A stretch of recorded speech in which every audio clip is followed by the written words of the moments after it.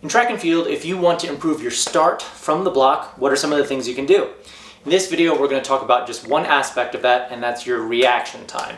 So from the time when the gun goes off to you leaving the blocks, what can you do to improve that? Now in track and field, there is a limit on how fast you can actually react to the gun, and that's 1/10 of a second.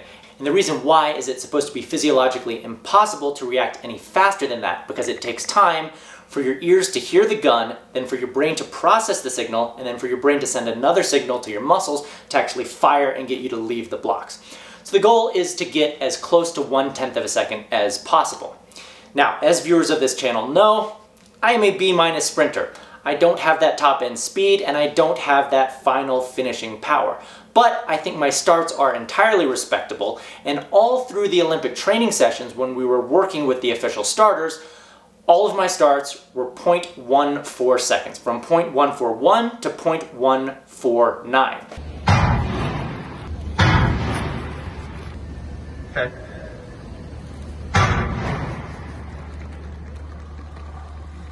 And I was consistently within that range on every single one of my practice starts. And then in my actual Olympic race, being very conservative and being very careful not to false start, I posted a reaction time of 0.150.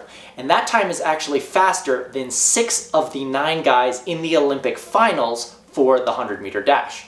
So I think this is at least one area where I think some of my training methods may have actually worked out really well.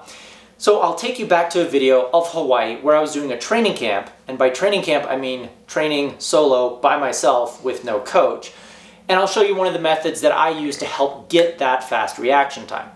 But before I do, I wanted to introduce you to our sponsor today, because, and at first, our video actually has a sponsor, and that is Gelt. Gelt makes belts. They're a company that's actually one of my modeling clients, and they're a fantastic group of people, and they've got a lot of great things going for them. Among the amazing things that they're doing, they make their belts right here in the United States, in the great state of Montana. It's a woman-owned small business, so you're supporting a lot of Americans who are hardworking, trying to make their small business grow. On top of that, their belts are made out of recycled plastic bottles, so you're doing something great for the environment as well. They're a certified B Corporation, and they donate a lot of their proceeds back to veterans groups, to kids, to environmental causes. They do try to do a lot of really great things. And the reason why I like their products is that they're great to travel with. They're compact, they're lightweight, and you can sneak through airport security often without having to even take them off. Anyway, here's to the video in Hawaii.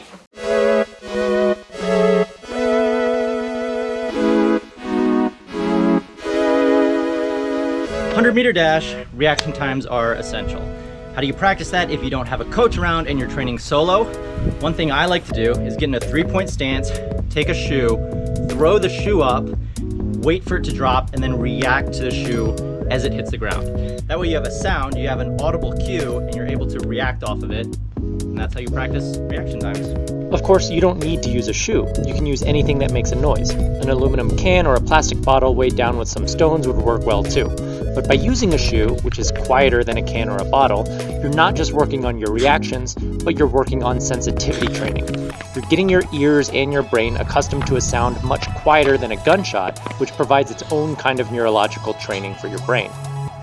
The other thing to do is to vary the height that you throw the shoe or the bottle. Sometimes throw it a little bit higher or a little bit farther, so you need to wait longer for it to drop, and then you get accustomed to waiting in a set position for a longer time in case you have a starter who uses a long hold.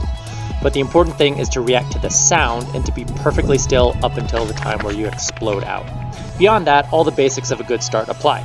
Keep most of your weight on your front hands, so just like in a regular start, as soon as you remove that hand from the ground, you're already falling forward and getting momentum moving down the track. Combine that with powerful leg and arm drives, and try to keep that forward shin angle through at least the first 4 steps. But that's all information for a future video, perhaps.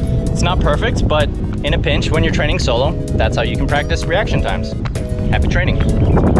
Hope that helps you with your training. Thank you for watching. Thanks as always to the Patreon subscribers. And remember to check out Gelt. Get yourself a sweet new belt on their website. And if you do happen to see a devilishly handsome male model on their website, it means they probably replaced me. Until next time.